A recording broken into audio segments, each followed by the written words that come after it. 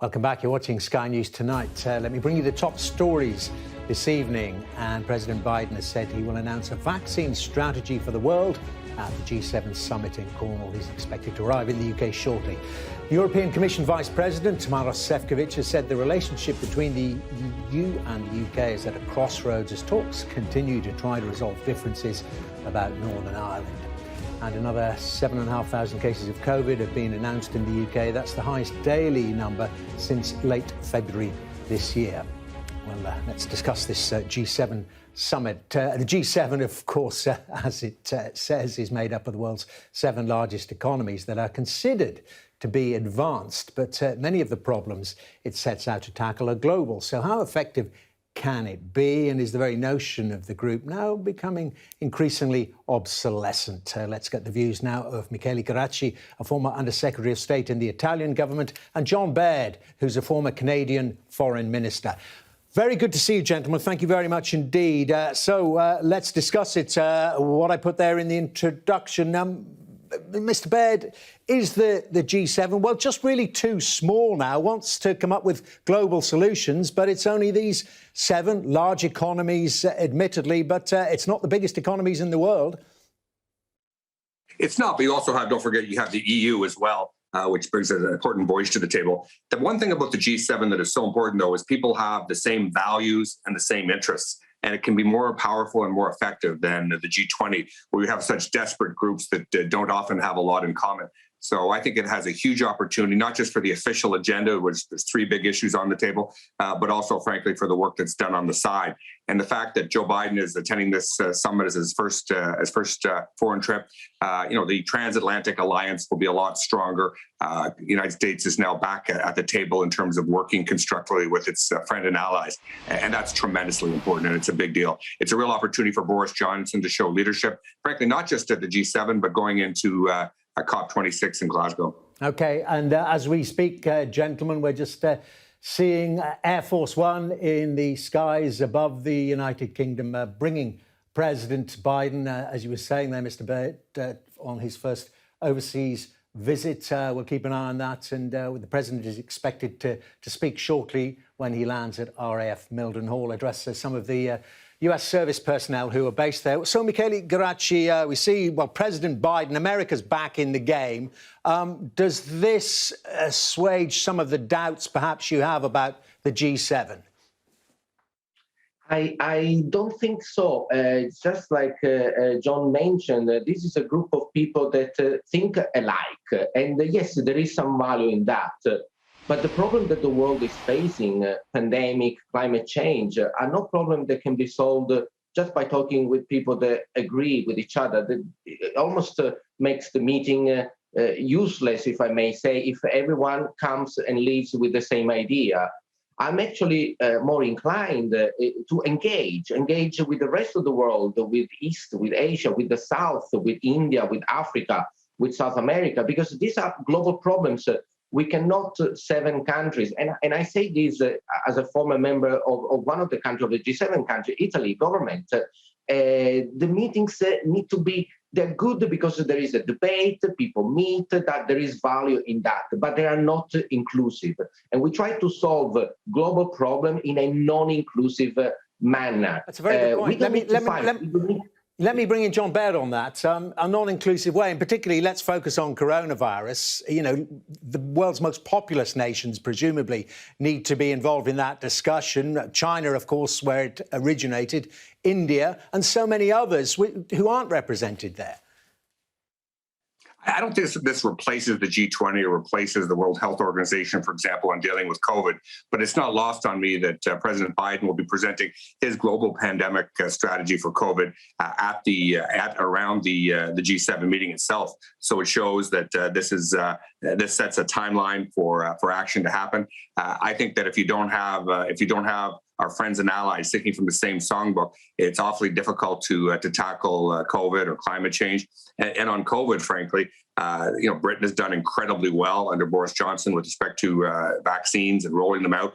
They can take what they've learned from that and what's happened, for example, in the United States, and look at what can they do in less prosperous countries going forward, and what sort of resources can be brought to the table to support the vaccination efforts in less developed economies.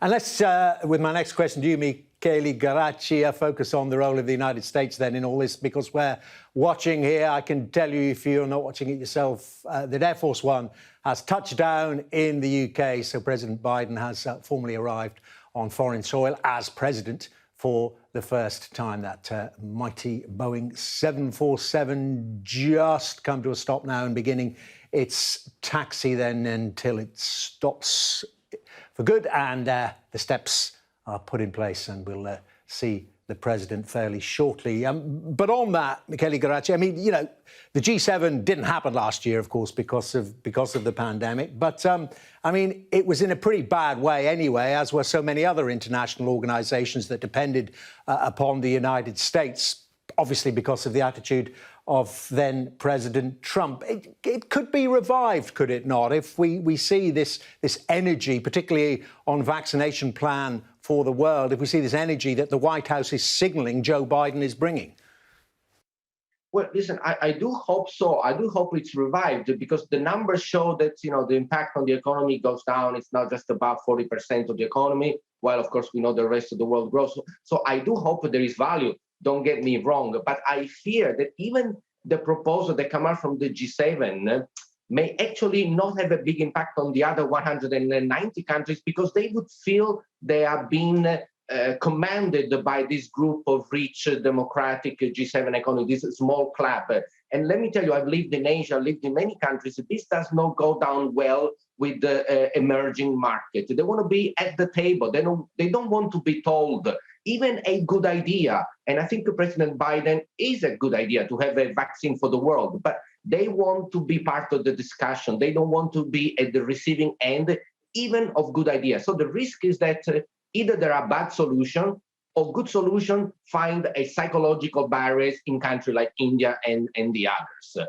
And so I do hope that there is a bit more of an engagement and even pre-discussion with the other emerging economies. Again, it's global problems. So we cannot solve pandemic by ourselves. We cannot solve climate change by ourselves. I make a provocative suggestion. It is almost better that individual countries make suggestions rather than G7, because that can be perceived as the normal job of a country's leader. Biden can say something, Merkel can say something else, Boris can say something else. And that would go down better than the group of people having dinner in Cornwall for the weekend. Okay. This is really to make sure that the world really receives and engages with the West. Okay, John Baird, sorry you're reacting there. Please come in. Let's be frank. I mean, the commitments on emissions reduction globally around the world is almost exclusively in EU countries and G7 countries. So these are the countries which are doing the heavy lifting. And you can be sure that the African Union countries are talking before the COP26. You can be sure ASEAN countries are talking, the G77 countries are talking. So I do think there's great value in this. There's the formal agenda, which is important, but largely that will be drafted. A communique will be by and large already drafted. It will be the discussions that go on the sideline. I'm a Canadian. My Prime Minister, Justin Trudeau, will want to be buttonholing, President Biden on a lot of bilateral issues on the sidelines of this.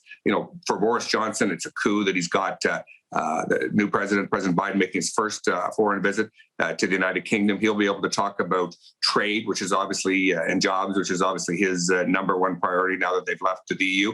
And frankly, the EU, both of the presidents from the Commission and the member states will be wanting to buttonhole the president on other things. And I think face-to-face, these meetings matter. Eyeball to eyeball, when you establish relationships, you can accomplish a lot more. I'm not saying this is going to solve all the world's problems, but I think I continue to think there's great value. Let Michele Geraci come back in on that. I mean, you're saying, in effect, that the G7 lectures the rest of the world. Could it not be interpreted as getting its own act together and then cooperating with the other big powers on things like climate change?